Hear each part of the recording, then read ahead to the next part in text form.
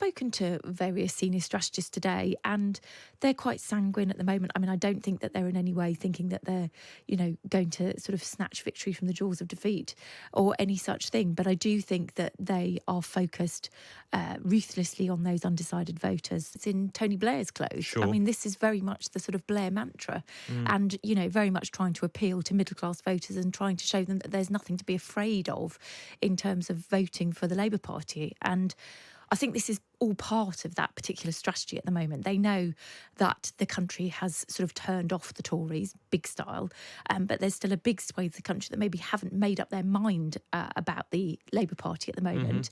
And this is part of that kind of olive branch, if you like, to the middle classes, to those voters perhaps in the blue wall, for example, that might be sort of deliberating about whether to vote Conservative or not, and to saying to them, we are the party of wealth creation, and very much wanting to wear that as their kind of particular mantra. And I think, it will be quite successful, because I think that is one of the things that has frightened people from voting Labour in the past, that they are going to be, a party that's basically trying to help sort of redistribute wealth, as opposed to kind of help, support industry and support people who are wealth creators themselves. And I think they want to send out a very clear message that that's not the case. With that in mind, are you at all surprised that they've been so robust on the private school VAT thing? Because I sort of think that's the one bit of their platform where you can see that's traditional sort of red in tooth and claw, left wing, let's squeeze the public schools, the private schools. And I guess it's a small number of the electorate. Then if you include the number of people who think maybe they will one day send their kids to private school or something like that, almost in the way that parties often avoid talking about inheritance tax, even though that affects a tiny proportion of people. Are you surprised that they've sort of stuck to their guns, or do you think that's very well calculated and focus groups? I think it's very well calculated and focus groups. I think, given how careful they are being with everything else, and it's really hard to kind of push them to say anything new. And in fact, I was speaking to a senior sort of Labour strategist yesterday about when the manifesto was going to come. We could start talking about their vision and all of the policies and things that they're going to change. I was told, sort of, don't hold your breath, there's going to be nothing new in it. So this is one of those areas where they have a very markedly different policy to the Conservative Party. But also there was a fascinating story, I think, again in the Times this morning, which actually said that when people have kind of surveyed parents of children of that particular kind of age group, most of those that had any kind of interest in sending their children to a private school said that this policy didn't change that at all. So, I presume that the Labour Party has looked at this very carefully and actually has decided that in terms of the people that it's going to turn off with this policy, it's probably not going to affect people that would necessarily vote Labour, but actually will turn on more people than turn them off. And, that's just a kind of very clear political calculation. I mean, we're certainly Wes tweeting on Question Time this week, basically saying, suck it up. I thought it's a long time since I've heard anybody talk that robustly about anything. So I thought it was really striking. Sticking on Labour, and there does seem to be very much a sense that we'll perhaps have to get used to, that this is where the action is. We have to talk about Diane Abbott and everything that's gone on there. And look, I guess one way to phrase this question is, Keir Starmer's position seems to be very much, look, I love Diane Abbott. I'd love her to be a candidate. I've always been a fan. It's not up to me. It's up to the NEC, the committee who choose this stuff. Hey, I hope they do the right thing. It's a bit disingenuous, isn't it? Do you know, I've been scratching my head on this one all week, trying to work out if this was just a deliberate sort of play, because it is a row that they want to have. It's not just about a party that's offering change to the electorate. It's about a changed party making that offer. Sure. And what they want to say very clearly is that gone are the days of Corbyn, gone are the days of pandering to the left. That's never going to happen again. We're not going to have these people in our party. And actually, I kind of guess that at the beginning of the week somebody thought that this was quite a clever argument to be having in public. But look, it's obviously backfired, because Diane Abbott is a trailblazer. She was the first woman of ethnic origin to serve as a Labour MP, and there still aren't that many that have followed her, but she very much is a respected member of the House of Commons, and she rightly deserves respect for the fact that she's done it for so long, and in the face of such adversity and quite frankly, appalling trolling. And, they sort of picked on the wrong person there. It just looks petty and weird. It does look petty. I completely agree with you. But I think there's obviously been a degree of mismanagement here. It's difficult talking to the various parties involved to kind of put your finger on exactly what has gone on. It seems from talking to people that there was very much an intention to try and let her go with her head held high, into retirement as a Labour member and a potential Labour candidate. Somewhere along the line, there was a miscommunication, whether that was done in a malevolent way by people that wanted to kind of, make clear to her that she was no longer welcome to stand, is still, hard to kind of read between the lines. I mean, there was clearly some mismanagement along the way, but, I do still think that there's a part of me that thinks this is something that they wanted to happen. Yeah, sure. But I mean, that core question of whether Keir Starmer is in control of the decisions that the NEC come to.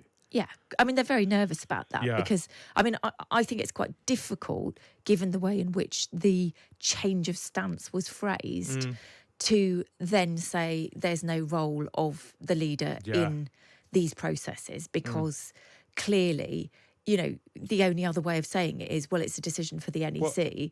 And if you're not saying that and you're saying, well, she's unbarred or she's free to stand, I think was the terminology, that would almost suggest that he's prejudging what the outcome will be. But it's counterproductive. It's supposed to be a show of strength, like basically, purging people anyway. Yeah. And then he ends up saying, oh, but I don't want to, but I'm being made to. It's the exact opposite of that. So it's very odd. Look, we had I think yesterday, the first general election MRP poll in seats. MRP polls being basically these polls that use very advanced modelling and have in the past sometimes been incredibly accurate. Yeah. And we had in this one puts Labour on 476 seats against the Conservatives on 66 and the Lib Dems on 59. That's astonishing if that's even remotely accurate. What did you make of this poll? It does sort of seem that every MRP that comes back, it just gets worse and worse and worse. And it's almost like, you've got to reach that next milestone. We had an MRP which put the Conservatives for the first time on under 100 seats. That felt like a milestone. This one seems to be sort of leaning towards the idea that the Conservative Party look like they're going to be leapfrogged by the Liberal Democrats. That would be anher... I mean, that would be a photo op that Ed Davey would do. Yeah, so, absolutely. Yeah, you could just see him kind of leaping over Rishi Sunak and, high-fiving in the air. But look, I mean, I think there is a huge disparity between what we are seeing in some of the polls. It seems to be that there is a consistency around the kind of 20 to 22 point lead for the Labour Party. And this poll is consistent with that. But at the same time, if you're doing it on a seat by seat basis, in some instances, you're talking about seats where there are literally a handful of votes between it going to Labour and the Conservatives. And to be honest, most of the seats are either Labour to the Conservatives or Labour to Lib Dems, where they are very marginal in those kind of blue wall areas predominantly, where just a very minor shift can tip, literally dozens of seats the other way. So I kind of do take them with a little bit of a pinch of salt. It doesn't feel to me like we're in that kind of landslide territory. I don't disagree that we're looking at a definite kind of majority Labour government and probably quite a sizable majority, but it doesn't feel to me like it's going to be, so... outlandish that it's going to be, record-breaking, literally record-breaking and all records ever. How do the Tories feel about that? Are the Tories braced for a sort of extinction-level event or usually not? Look, I've spoken to various senior strategists today and they're quite sanguine at the moment. I mean, I don't think that they're in any way thinking that they're, going to sort of snatch victory from the jaws of defeat or any such thing. But I do think that they are focused ruthlessly on those undecided voters. They're very much of the view that there are still people that have yet to be won over by the Labour Party, that they've turned off the Tories, but they haven't yet been won over by Sir Keir Starmer, and there's still an argument to be had there. And look, they're trying to get people talking about their policies. They have actually made announcements, such as the one we reported last Sunday on national service, which got a lot of people talking about it. They've made other announcements which have been similarly eye-catching. In contrast, the Party for Change is telling us very little about their change agenda. And as I said, if we do end up with a manifesto which says very little from their part, and we have a kind of quite bombastic manifesto from the Conservative Party who are prepared to throw everything at it, that's going to make for a more interesting election and a more interesting conversation. So that could could have an impact. Could start to move the dial. Well, I mean, speaking of that, we had we have the Conservatives' announcement today, the proposal to give £20 million to each of 30 towns, a total of £600 million for levelling up. I mean, look, there's the obvious question of, if you've got a great idea for a policy, why are you only offering it in an election? Didn't do it before at any point in the last, sort of however many years. But nonetheless, as you were saying before, you can, as they are sort of throwing all manner of policies at the wall, what do you think of this one? Does this one seem likely to have impact? Do you think this will move the dial? I mean, I think, as you say, it's all, there'll be a lot of people that are kind of like, well, this is all too little, too late. You've come from having been in power for 14 years. You're now making promises. Why didn't you do some of this when you had the opportunity to? I mean, look, they clearly think that this is popular, particularly in the Red Wall, which is where we're going to see the Prime Minister today. The polling in the Red Wall is particularly dire, and suggests that they are facing a wipeout in some of those seats that were won by Boris Johnson in 2019. It's a good offer to those people as they go into today, sort of polling and canvassing in those particular seats.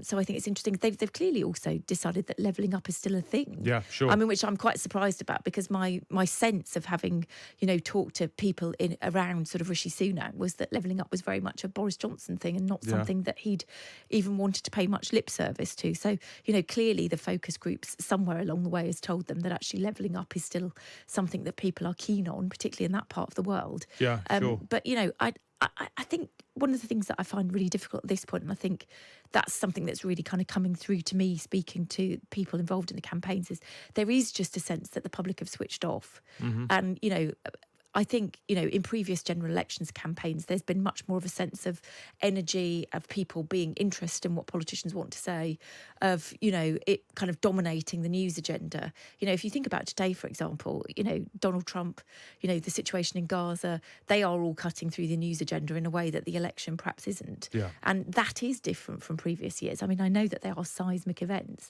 but at the same time, domestic politics has usually been king. Yeah, absolutely. Thank you very much indeed, Caroline Wheeler. And you can, of course, read more from Caroline in the Sunday Times tomorrow and on other Sundays.